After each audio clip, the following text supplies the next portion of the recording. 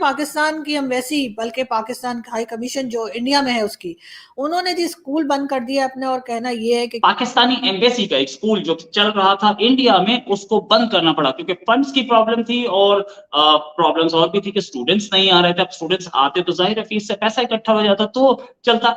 भारत के साथ हमारे ताल्लुकात तो पहले ही ठीक नहीं है। पाकिस्तान जो हाई कमीशन है दिल्ली में, उसमें एक स्कूल था, हमने वो भी बंद कर दिया है। ये पाकिस्तान ने स्कूल खोला हुआ था और वो स्कूल बंद करना पड़ा। क्या सिचुएशन इतनी खराब हो चुकी है मैम? अफसोस करूंगा इस बात पे, क्योंकि देखें दोनों कंट्रीज की आज़ादी बिल्कुल एक साथ हुई है। 75 ईयर्स हो चुके हैं दोनों की आज़ादी को, लेकिन इंडिया आज कहाँ पर है और हम कहाँ पर हैं? हम कहाँ पर घुसे हुए हैं? 1 मिलियन के करीब जो है वो हाफिजुल कुरान जो है मदरसों में से निकले हैं पाकिस्तान के। लेकिन क्या ही अच्छा होता अगर ये 1 मिलियन हाफिजुल कुरान के बजाय हम ये बता सकते कि जी आईटी एक्सपर्ट्स निकले हैं। हर जगह इसके चर्चे हो रहे हैं और हम अपने कोर कमांडर के घर को आग लगा रहे हैं, रेडियो पाकिस्तान पर हमला कर रहे हैं। मतलब हम अपनी बनाई हुई चीज़ों को तबाह बर्बाद कर रहे हैं, नई बनाने का सोच नहीं रहे। और इंडिया जो है वो आए दिन कोई ना कोई नई चीज़ बनाकर हमें चौंका के रख देता है। अपनी मर्जी है, पाकिस्तान को जिस तरफ लेके जा रहे हैं वो लोगों को नजर आ ही रहा है।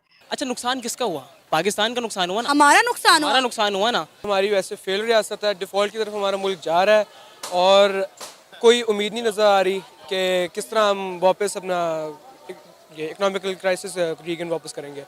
तो उसका अभी तो वैसे कोई उम्मीद नहीं नजर आ रही। जय हिंद दोस्तों, स्वागत है आपका भारत बुलेटिन चैनल पर। दोस्तों, पाकिस्तानी उच्चायोग नई दिल्ली में स्थित अपने आंतरिक स्कूल को बंद करने का निर्णय ले चुका है, जिसका कारण पाकिस्तान की कम आर्थिक संसाधनों की कमी के कारण ही स्कूल को बंद करना पड़ा है। इस निर्णय के पीछे पाकिस्तान और भारत के बीच तनावपूर्ण संबंधों का संकेत। दोनों देशों के बीच कश्मीर क्षेत्र पर दशकों से चली आ रही एक तलवार की लड़ाई। स्कूल के बंद हो जाने से पाकिस्तानी परिवारों को भारत में रहते समय कई चुनौतियों का सामना करना पड़ता है। इस स्कूल को 1967 में स्थापित किया गया था और ये पाकिस्तान राजनीतिकों और भारत में रहने वाले अन्य पाकिस्तानी नागरिकों के बच्चे को शिक्षा प्रदान करता रहता था। उच्चायुक्त द्वारा कर्मचारियों को जारी किए गए नोटिस में कहा गया है कि स्कूल को बंद करने का निर्णय संबंधित सभी प्रासंगिक कारकों का सावधानी पूर्वक विचार करने के बाद लिया गया है। नोटिस में यह भी कहा गया है कि उच्चायोग वर्तमान में स्कूल में दाखिला लिए हुए छात्रों को वित्तीय सहायता प्रदान करेगा ताकि उन्हें नई दिल्ली के अन्य स्कूलों में प्रवेश मिल सके। तो दोस्तों, पाकिस्तानी मीडिया का इस पर क्या रिएक्शन है, आइए जानते हैं। और दोस्तों, चैनल को लाइक, शेयर एंड सब्सक्राइब करना ना भूलें। धन्यवाद। मैडम, ये बताएं कि भारत के साथ हमारे ताल्लुकात तो पहले ही ठीक नहीं है। पाकिस्तान जो हाई कमीशन है दिल्ली में, उसमें एक स्कूल था, हमने वो भी बंद कर दिया है। तो सुनने में आ रहा है कि वो जो हाई कमीशन के अंदर जो तादाद कम हुई पिछले साल, जो 2020 में आई थिंक, तो उस वक्त या 2021 में परहैप्स, मुझे याद नहीं पड़ रहा, तो उस वक्त उन्होंने कहा कि बच्चे जो थे वो एडमिशन ही नहीं होता था, वहाँ पे एनरोल ही नहीं होते थे, तो स्कूल ही बंद कर दिया। तो ये आपको लगता नहीं है कि ये एक नया ब्लो है पाकिस्तान और भारत के ताल्लुकात में? ये एक नई, जैसे कहते हैं ना, एक we have gone to further low में हम चले गए हैं कि ताल्लुकात हमारे पॉलिटिकली तो है ही कोई नहीं है, इकोनॉमिकली भी कोई नहीं है। तो स्कूल के बंद होने को आप कैसे देखती हैं?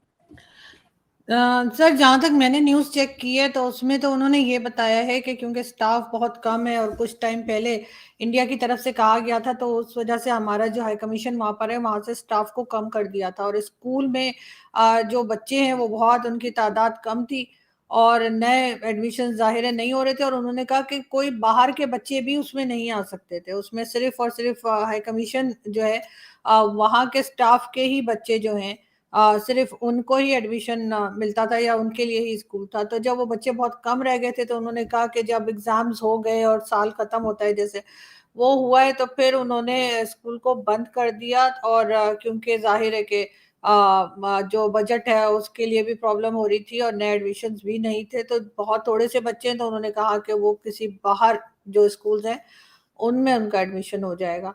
तो मुझे तो सर उसमें कोई ऐसी बात नहीं लग रही कि ठीक है, अगर बच्चों की तादाद इतनी कम है और स्टाफ बहुत कम कर दिया गया है, अगर सिर्फ 4-6 ही बच्चे हैं तो ठीक है, वो बाहर किसी स्कूल में जो है पढ़ लेंगे। और उन्होंने ये भी कहा है कि जो स्टाफ था, यानी जो टीचिंग स्टाफ था, उनको भी 1 महीने पहले बताया है, उनकी सैलरीज भी दे दी हैं। तो मगर ये कि अगर स्टाफ पूरा होता तो मेरे ख्याल है तब शायद ऐसा नहीं होता।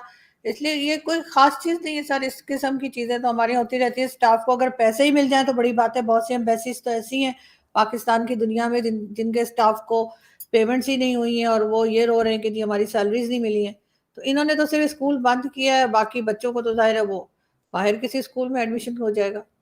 नहीं तो वो लगता है अगर ये मैडम बाकी बच्चों के लिए भी खोल दिया जाता, जो इंडिया के अंदर दिल्ली में जो बच्चे बाकी हैं, ये तो स्टाफ के लिए ना, लार्जली ये पब्लिक के लिए होता स्कूल, तो हो सकता है कि लोग उसमें और एनरोल होते, एडमिशन अच्छा स्कूल होता, तो ये ज़्यादा अच्छी चॉइस नहीं थी बजाय इसकी कि स्कूल ही बंद कर दिया जाए। क्योंकि जैसे फॉर एग्जांपल इस्लामाबाद में भी यहाँ पे आपको पता है इधर स्कूल्स हैं बच्चों के लिए, डिप्लोमेट्स के लिए, तो वो कोई एम्बेसीज ने तो नहीं खोले हुए, वो तो लार्जली सबके लिए वहाँ पे आ जाए। तो आपको नहीं लगता कि ये भी एक शॉर्ट साइटेडनेस है पाकिस्तानी हाई कमीशन की दिल्ली में? सर डिपेंड करता है कि उनके बजट पे, अगेन बजट पे डिपेंड करता है कि क्या वो अफोर्ड कर सकते थे कि इस स्कूल को चलाना, और क्या बाहर से जो बच्चे हैं क्या वो आना पसंद करते पाकिस्तान हाई कमीशन के स्कूल में। मुझे तो नहीं लगता, क्योंकि जिस तरह के टर्म्स हिंदुस्तान पाकिस्तान के हैं और जिस तरह से एम्बेसीज के आपस में एक बात होती है, तो मुझे नहीं लगता कि वहाँ के जो बच्चे हैं वो इनके पास पढ़ने के लिए आते या इनके पास एडमिशन के लिए आते। और वैसे भी इनको पहले ही बच्चों को आम स्कूल्स में होना चाहिए। मेरे ख्याल से ये एक एक्स्ट्रा बर्डन पाकिस्तान एम्बेसी ने अपने सर ले रखा था, इसलिए कि अगर बाहर जो स्कूल मौजूद हैं दिल्ली में और जगह पे, तो वो शायद ज़्यादा अच्छी एजुकेशन प्रोवाइड करेंगे बजाय इसके कि पाकिस्तान एम्बेसी अपना अलग स्कूल, वो 1.5 ईंट की मस्जिद जैसे होती है वो बनाने के बजाय, मेरे ख्याल है बाहर जो स्कूल्स हैं उनमें जाके बच्चे पढ़ लें, वो ज़्यादा बेहतर रहेगा। और हम कहते हैं कि हमने जम्मू कश्मीर को आज़ाद करवाना है। पाकिस्तान की अगर पंजाब की सिर्फ बात की जाए तो एक सूबा पंजाब और जम्मू कश्मीर मेरा ख्याल है एक तरफ। जितनी डेवलपमेंट इंडिया ने जम्मू कश्मीर में कर छोड़ी है, इतनी तो पंजाब लाहौर में डेवलपमेंट नहीं हुई। यार उनके लिए मेरे ख्याल से तो बेहतर है कि वो इंडिया के साथ कोई मुआहिदा करें और उनके साथ जुड़ जाएं। पाकिस्तान से तो दूर ही रहें तो बेहतर है। पाकिस्तान का काम नहीं है उनको आज़ाद कराना, और ये जो हमारे जो हम रह रहे हैं, हम खुश हैं कि पाकिस्तान में। वो हमारे साथ आना भी नहीं चाहते, वो कह रहे हैं हम बड़ी अच्छी और खुशहाल जिंदगी गुजारे हैं, हमारी छोड़ो अपनी फिक्र करो। हाँ, हमें अपनी फिक्र करनी चाहिए। हम कहते हैं ना कश्मीर को आज़ाद कराएंगे, वो भाई वो सही है हमसे। मेरे ख्याल से बस थोड़े बहुत एक दो हैं बातें जिस पर एक प्लेटफॉर्म पर अगर आकर बात कर लें तो सही हो सकता है मेरे ख्याल से। हम कहते हैं इंडिया हमारा दुश्मन मुल्क है, दुश्मन मुल्क से कुछ सीख क्यों नहीं लेते? कुछ आईटी का निज़ाम सीख लें, कोई एजुकेशन निज़ाम को अपने बेहतर कर लें। एक ही नारा हम लगाते हैं कि जी हम लोग एटमी ताकत हैं, इंडिया हमारी तरफ मैली आंख से नहीं देख सकता। आज यौम तकबीर है और आपने देखा होगा लिबर्टी में कितने बड़े लेवल पर जलसा हो रहा है, तमाम रोड ब्लॉक किए हुए हैं। लेकिन ऐसी एटमी ताकत होने का क्या फ़ायदा कि ना तो हम अपने यूथ को एजुकेशन दे पा रहे हैं, ना अच्छी नौकरियां दे पा रहे हैं। सारी हमारी क्रीम जो है वो बाहर चली जाती है और फिर हम कहते हैं कि हमारी कौम हमारे साथ वफादार ही नहीं। देखिए पाकिस्तान जो है ना वो एक्सेप्ट नहीं करता इंडिया को कि वो तरक्की याफ्ता है। हमारी अगर हुकूमत एक्सेप्ट कर ले ना इंडिया को तो काफ़ी बेहतर होगा उनके लिए। हम एक्सेप्ट नहीं करते क्योंकि हम समझते हैं कि यार वो कोई हमसे कोई क्रिकेट मैच हरा कर ना, हम समझते हैं कि यार हमने तो तीर मार लिया। 2017 में चैंपियन ट्रॉफी का फाइनल हराया था, हमने कहा था बस अब तो आज़ाद, हमने फतह कर लिया। इमरान खान साहब भी तो एक वर्ल्ड कप जीतने के बाद आज तक उसी की दुहाइयां ही दे रहे हैं। बस उसी को भुगत रहे। शीशे का तमगा हमें मिला था, आज तक वही हमारे ऊपर मुसल्लत हुआ है। क्या लगता है कभी वो दिन देखना नसीब होगा कि हम किसी एक सेक्टर में, किसी एक फील्ड में इंडिया के साथ अपना मुआवजा कर सके और कह सके कि भाई इस फील्ड में हम इंडिया से आगे हैं? अगर देखा जाए ना मेंटालिटी उन लोगों की बहुत आगे है। आईटी में वो हमसे आगे हैं, हर चीज़। यार हम उन्हें हरा सकते हैं तो सिर्फ एक क्रिकेट मैच के अंदर, और हम उनके एक्टर्स को फॉलो कर सकते हैं, इतना कर सकते हैं। हम उनके मुकाबले में नहीं है। ये मुकाबला मैं तो कहूँगा अगर छोड़ ही दें तो बेहतर है। 75 सालों में हमने मुआवजे और मुकाबले के अलावा किया क्या है, लेकिन उसके बावजूद भी हम एक भी फील्ड में इंडिया को पीछे नहीं छोड़ सके। और वो हमारे डीएनए में ही नहीं है कि हम सुधर जाएं। अगर ऐसा होता तो हम तो कब के सुधर गए होते। लेकिन सारी दुनिया हमें क्या क्या बातें कहती है, लेकिन हमें असर ही नहीं होता। लोग कहते हैं कि जी टेररिस्ट ग्रुप यहाँ पे रह रहे हैं, कभी लोग कहते हैं इकोनॉमी ठीक नहीं है, और कभी क्या, लेकिन हमें असर तो क्या जी, बिल्कुल भी असर नहीं होता।